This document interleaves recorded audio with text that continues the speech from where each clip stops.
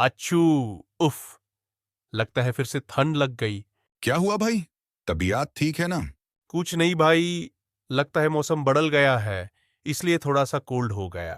अरे भाई, ये मौसम चेंज नहीं, ये तेरी वीक इम्यूनिटी का रिजल्ट है। एक काम कर, ये ले। ऑर्गेनिक फार्म्स का हनी नेचुरल है, प्योर है और इम्यूनिटी बूस्ट करता है। सच में भाई, नेचुरल चीजों से इम्यूनिटी बढ़ती है क्या? बिल्कुल। रोज सुबह एक स्पून ऑर्गेनिक फार्म्स हनी और बॉडी खुद बोलेगी, weather change, bring it on.